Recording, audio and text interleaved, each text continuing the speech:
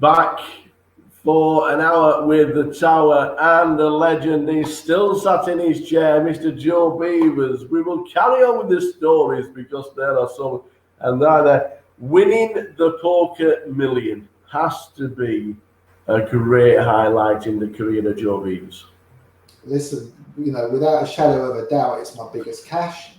It's a huge amount of money, and it made a big difference. It made a big difference to me personally. Winning that kind of money is every poker player's dream. But I got lucky in the poker. I got lucky for a number of reasons. I got lucky in the semi-final against Andy Black. I turned 2 pair, and he turned the nut straight, and we got it in. Yeah, that was in the semi-final. In the final, I got it all in with deuces against Liam Flood's 4s, I think, and flop to deuce. And I got I got it all in with Marty Smith, heads up, with King 4 against Queens and hit a king. There are so many players, so many great players that have come so close to winning tournaments, but you've got to win the key things. And you never, ever, ever get to the long run in big tournaments. It's impossible to play enough of them. And I've had plenty of luck in the tournaments that I've played. If I never win a tournament again, it's not going to average out. I was lucky, and I did a lot of things right. But I still got very lucky in the key moments. And that was a long tournament. I think it went on till like 4 or 5 o'clock in the morning on TV, live on TV. I would say that during the time that they were all closing, weren't they? The casinos and stuff like that. Yeah. The Poker Nations Cup. I'm going to ask you to quickly name your team. I played 3 times for Great Britain. Oh, you'll remember it then. We won it twice. Roland de Wolf. Yeah. Dave Elliott. Julian Gardner.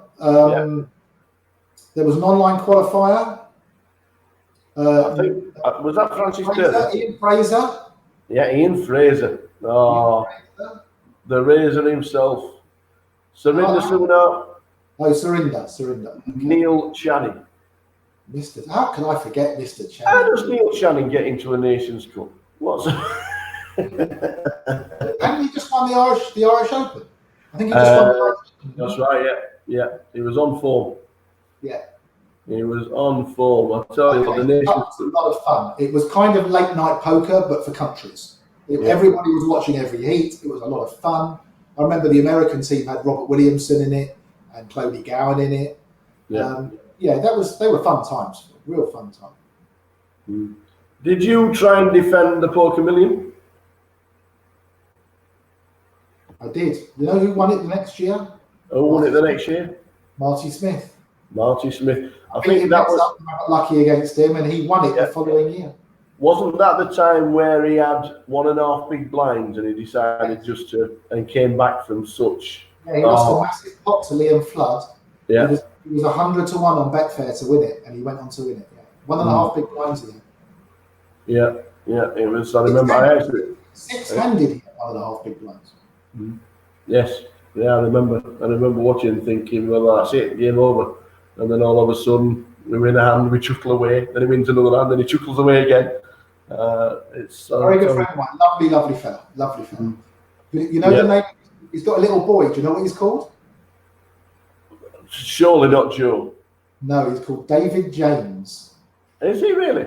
Yeah, after the West Ham goalkeeper, obviously. Obviously, not the Liverpool goalkeeper. TV poker appearances over the next few years. Did it change? Did the TV change from it being, like you said, sat in the green room with pizzas and vodka and cokes and whatever it was? Did it all change? Did it become more professional? It's not so much more professional. It became more sterile. It became more clinical. Yeah. Or it became. There were many more shows, and there were lots of spin-offs and stuff, and so the originality wasn't there anymore, and it lost. there were still people watching poker, but it wasn't a new thing anymore. And I mean, I suppose things like the EPT and GUKPT filming stuff and that kind of stuff was, but it was very different, Phil. It was very, very different from the early 2000s. And what I think one of the major things about obviously filming in areas like that was the smoking, no smoking or anything like that. That completely changed, and drinking at the table seemed to be a bit prohibited. Some of my favourite stops on the old poker tour was the ACF, the Aviation Club in Paris, used to have the 4 seasons: spring, summer, autumn, winter, and they'd have 4 festivals a year. They used to have a great restaurant. You used to pay £15 or €15 for a really nice meal in their restaurant, really, really good meal with wine and everything. Yeah. And it was almost compulsory for the Frenchman on the table next to you to have a great big cigar blowing his cigar bloke in between bites of his steak. Yeah, that's what it was. That's what it was like. And so smoking was, it was everybody smoked, and it was kind of an accepted thing. Very, very different. It was, and then we get a sponsorship deal with Grosvenor, and we've still got a sponsorship deal with Grosvenor, which shows that Joe Beevers is still standing the test of time. Did it change the way your outlook on poker, having a sponsorship deal with such a company like Grosvenor? The nice thing about being sponsored by Grosvenor is I've kind of come full circle. The first tournament I ever played was in an old Grosvenor casino when I made my first mistake, trying to give the guy that won the pot chips. Chips for my next buy-in, and I played in that Grosvenor casino 5 or 6 days a week for quite a few years. I've played more cash poker in the Victoria Casino on the Edgware Road, Grosvenor's UK flagship, if you like, than any other casino in the world. And before the coronavirus lockdown, I was a regular there in the PLO game, anything from between 2 and 5 days a week.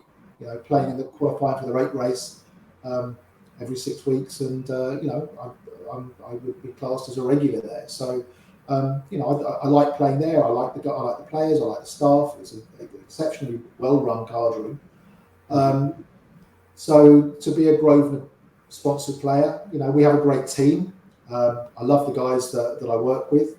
You media guys are okay as well, I suppose. But it's fun. And do you know what, Phil? What I love is, for instance, my favourite stop on the Grosvenor Tour is Blackpool, and Blackpool is as close to the World Series of Poker in the early 2000s as it could ever be. It's the same players, it's the same fun, it's the same feeling almost. You go to that stop and it's what Vegas was 20 years ago. It certainly was, and obviously, so going back to lockdown, Goliath is the greatest tournament in Britain. I've got a little. I always like the little story that you keep telling me, that back in 2018, I think it was, you played 96 levels, was it 96 or 95 levels, and still never made day 2 in the same Goliath. I really grinded. In order to get to day 2 at the Goliath, you have to navigate 16 levels. Day 2 starts on level 17. I played every day, and every day I bust either on level 15 or level 16. Now, I didn't make day 2, and I played my heart out. Every big confrontation on one of the last 2 levels, every day, I got beat. Whether I was 80% or 50-50, I got beat. And the guy that won the tournament, Mika Tika Toika, I played more levels than him, and he won the tournament. It's brilliant. And just obviously, there's no Goliath 2020, which is a shame. But for anybody that's going to be watching this, quick word on what it means and why they should actually play Goliath. It's just the best fun tournament for a small buy-in with a massive field and a massive payday. It's a really good fun week. Lots of people, they set it up as their World Series event, their one event a year that they want to play. and £100 buy-in. What's not lots of, what's not? And obviously talking of Vegas, the road to Vegas with Team Grosvenor. You've been there a couple of times. No, this has become one of my favourite weeks of the year. Sadly, this year it's been postponed, but we'll be back next year, bigger and better. Twice the beer is what they say, right? Twice the beer. And we had 30 qualifiers last year. And I've become 20 qualifiers the year before. It might have even been 40 last year. It was quite a lot, and I've become friends with a lot of those qualifiers. Friends that I chat to, week in, week out, and we talk about stuff, and we socialise together. We still have Vegas WhatsApp groups from 2 years ago, where Jeff, Katie, me, Andy, and Trig, we all chat together with the Vegas qualifiers, set up predominantly for the Vegas trip to help everybody. But we have so much fun on that WhatsApp group; it still exists.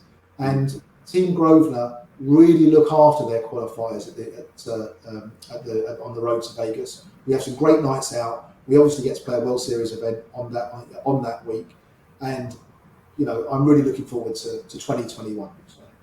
Yeah. You touched on Blackpool being your favourite GUKPT stop. Any more that you really can't wait to play? Yeah, my second favourite GUKPT stop is Blackpool. And my third. They should have an event in May and an event in the winter. I'm totally with you on Blackpool, and obviously poker has changed a little bit, but people still put Blackpool on the map every single year. And one person we saw in Blackpool last year was Mr. David Haye. He went up. He got the David versus Goliath. This was a big promotion, and it was incredible, and it was a fantastic story. Obviously, you were involved with the documentary. 40th out of 9,300 and being involved. You have got to be pretty proud of yourself, Joe. David definitely did better than most people thought he would do. I mean, yes, he could have said he had a few rebuys, sure he did. But it doesn't matter how many rebuys you have. I mean, as I've proved how hard it is to get through to day two. But by the way, I have got through to day two on other years. But it's a real slog. It's a real tough thing to do. And not only did he get through to day two, he made the money and he went very deep. And his exit hand would have bust any of us. He was particularly unlucky in his exit hand, flush over flush. So yeah, it was fun making the documentary. You have to remember that a lot of stuff is made for TV, but it should bring a lot of new players in, and we'll look forward to Goliath next year when hopefully David will be taking his seat again, and it will be bigger and better than ever before. Totally agree. We're going to be back. We're going to be back very shortly. We're going to be back with more from with the Tower and the legend that is Mr. Joe Beevers.